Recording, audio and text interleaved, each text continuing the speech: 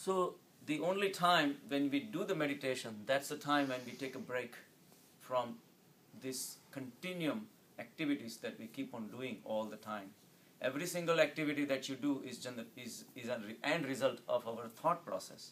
Our thought process is based on the belief that there is a duality, and if you do X amount of work, you will achieve X amount of results, and then you'll be happy, and you keep doing all these things. So from the morning, then you wake up, till you go to bed at night, you keep doing all these things. But we never have a chance to step back and observe the whole process. So meditation gives us that chance to observe that whatever we've been doing is a continuum without letting us any chance of realization. So that's the time when we have to do this. Rajneesh gives a beautiful example of a stone. That there was a palace and kids were playing, and one of the kids, not knowing, picks up a stone, throws it towards the palace. Now the stone starts having an ego that I'm flying. I'm better. I'm better than all the other stones which are sitting on the ground. They cannot do anything. And the other stones had to agree that he's flying and we are not. Right? So the ego started. The stone was being thrown. Stone was not flying.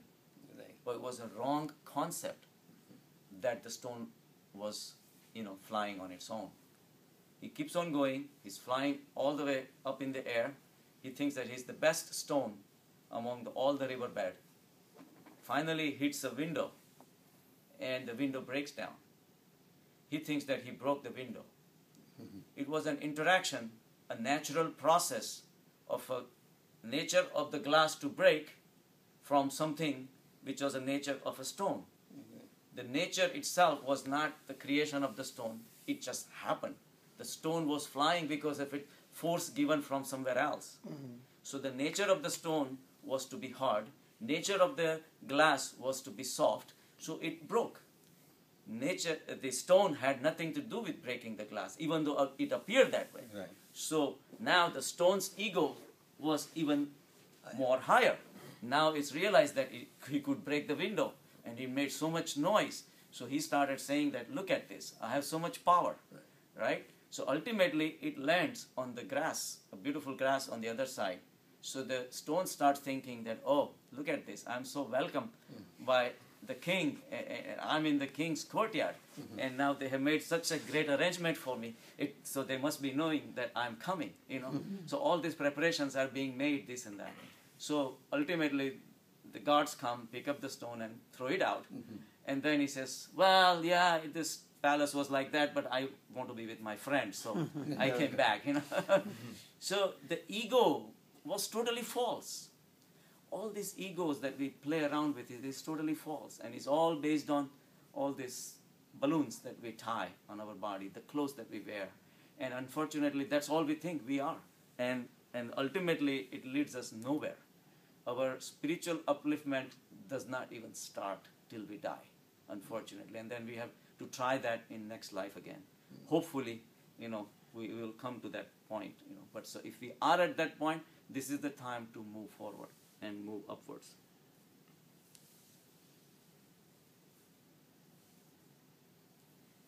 So that's why the burden of the past has to be given up. And that's the only way we can meet something new. Something new is being created all the time. And until we are ready to meet the new concepts and new ideas and the new people, that enthusiasm is an absolute must for us to move ahead in life. And the enthusiasm will not be there if we are tied to the past. That's what we just talked about. If a product has to come from a concept to the shelf, it will take 10 years in India, it probably will take 10 months in US. The whole atmosphere is geared towards the business, geared towards a better product that will benefit the people, it will reduce the cost or whatever, will improve the society. Not that you will be right all the time either. The new concepts will come, maybe they will not be good. but at least the readiness will be there to accept the new concept. And if it doesn't work out, also ready to throw that away and take a new one.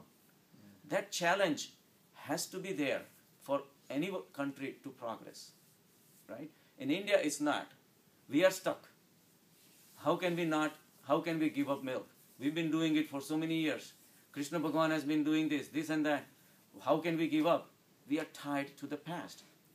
If our internal atmosphere of our mind is ready to accept a new concept, analyze it thoroughly, and put it in the shelf, put it in the acting right away.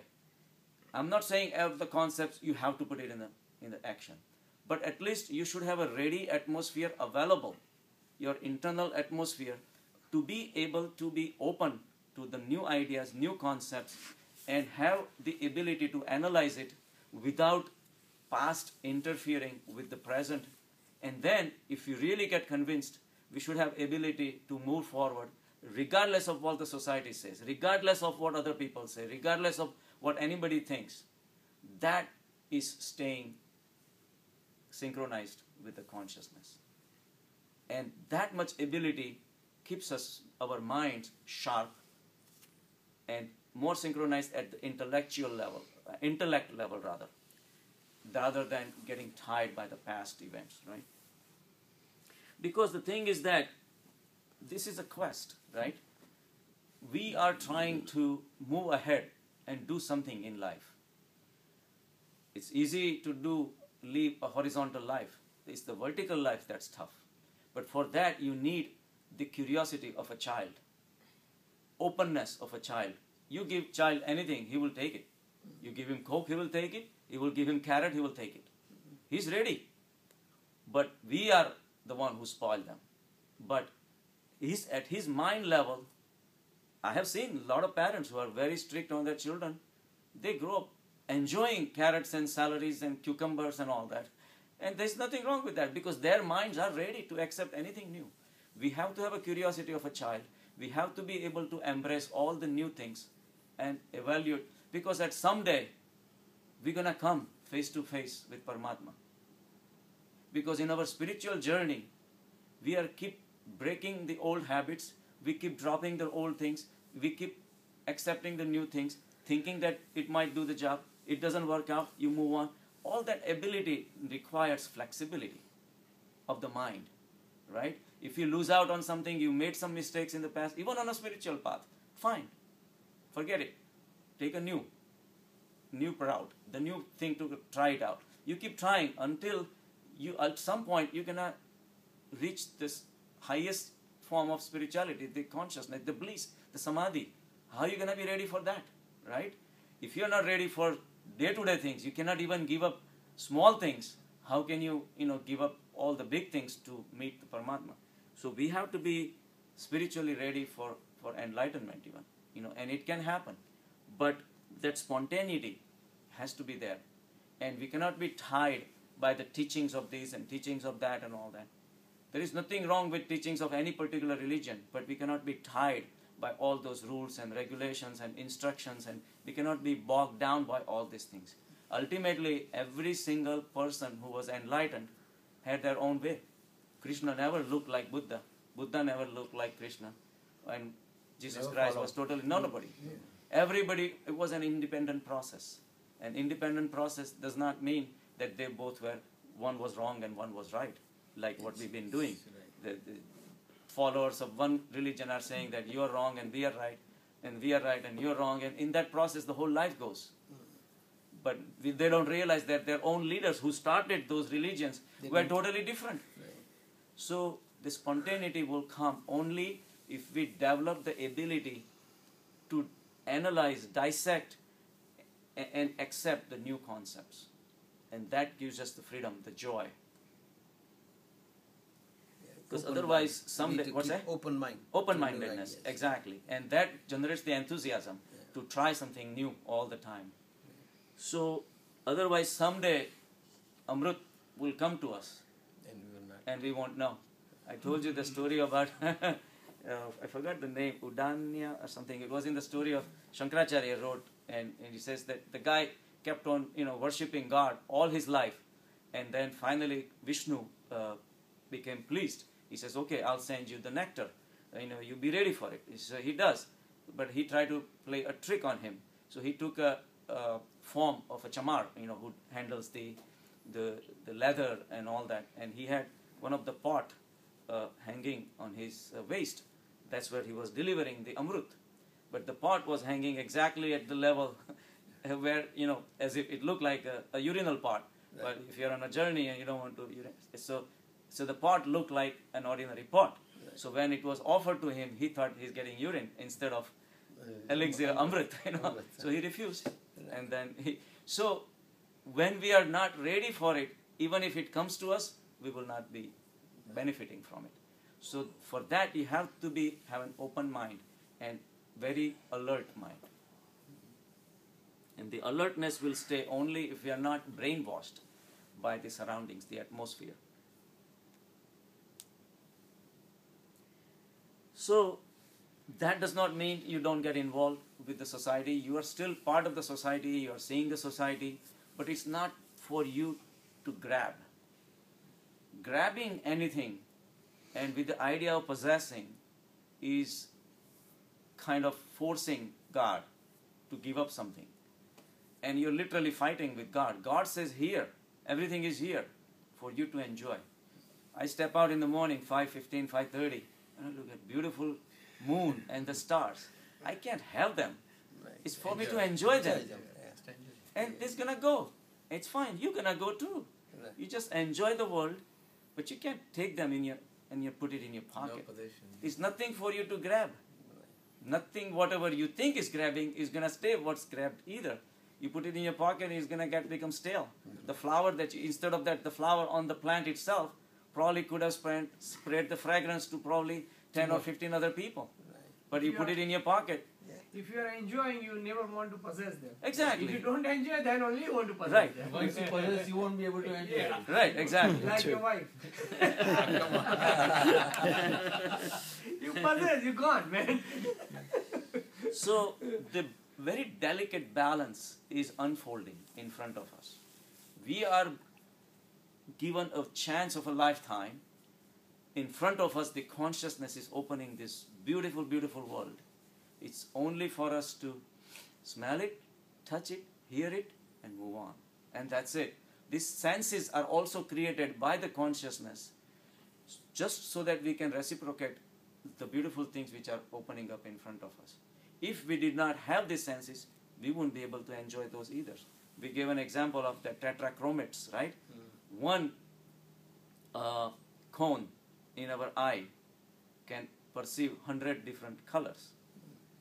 But we are born with three different cones. So, but a lot of animals have only 2 cones in the retina. So 2 cones, you multiply 100 by 100, 10,000 colors. Still, animals are pretty good. They can identify 10,000 different shades of a color. But wait, we have third cone. So multiply 10,000 with another 100 million colors. We have capacity to differentiate million different shades of color. But that's not where the story ends. So they did a study, scientists, it was in a Discover magazine, and we talked about it, that they found that even like there were some people who had colorblind, right? They could not differentiate the red and the green. So they would use the green and of a different shades to recreate and a yellow, green and yellow combined and recreate so they have to be trained basically to look at the traffic lights and things like that so they can understand what kind of traffic pattern is going on. So they found out that their siblings, their children, offsprings, were normal. One of the parents was colorblind, but the children were normal, but the child also could differentiate within the shades of red alone. So they compared one sibling with another. So even it was not a watertight compartment of 3 colors, red, green and blue. They could differentiate within the shades of red much more than another sibling.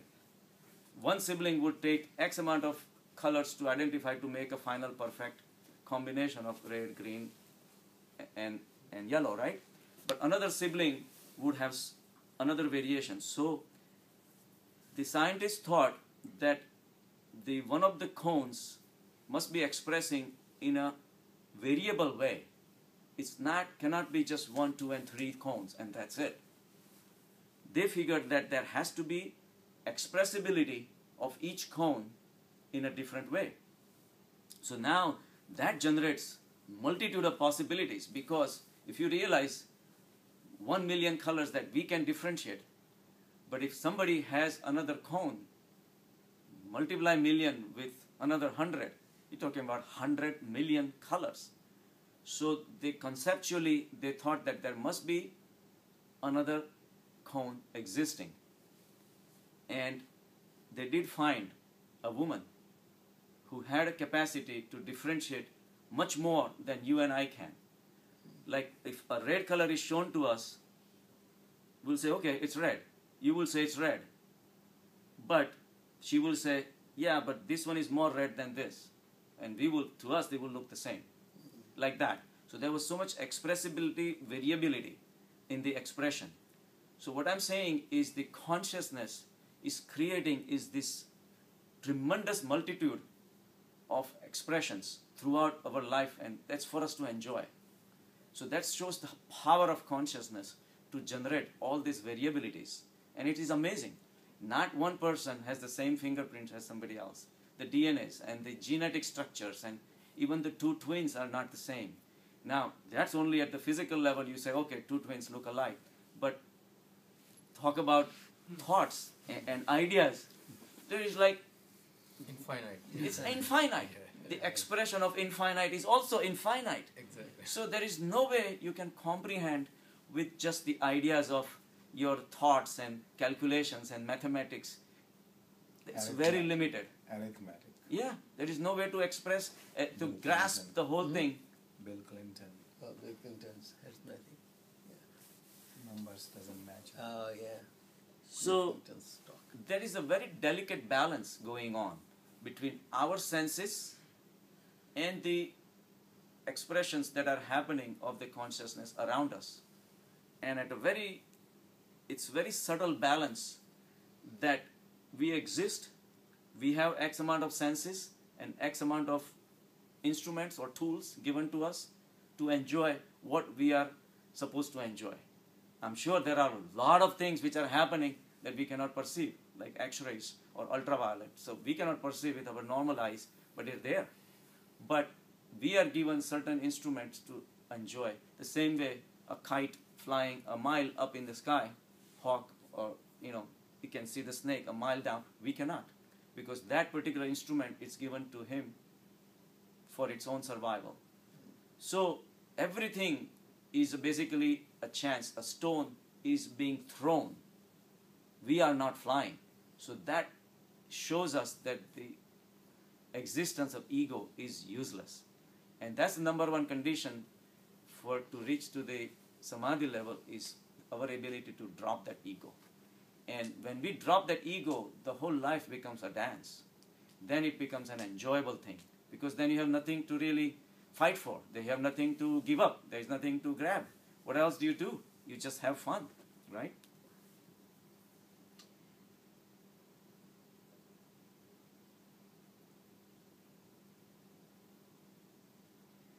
But we maintain our egos in a very special way by belonging to all these organizations and religions and all that. And what could be a better cause than a religious organization to maintain your ego? Like in a civilized society, like I said, if I want to look better than you, I have to struggle very hard. I have to work very hard to make such and such money, or I have to look such and such better, I have to drive a better car. It's very hard for me to maintain my ego until someone else comes up and there's a lot of competition. But I could be just sitting here and say, oh, Hinduism is the best religion. Especially if I'm among Hindus, who is going to question me? Fine, it suits them too. Right. Because that makes him better too. So we find our niches in a very subtle way to express our egos. And mind likes it because in a very subtle way, it's able to do all these things without getting punished. So there is no competition, especially if you speak to your own organization or group of people. Until you step out, then you have a problem.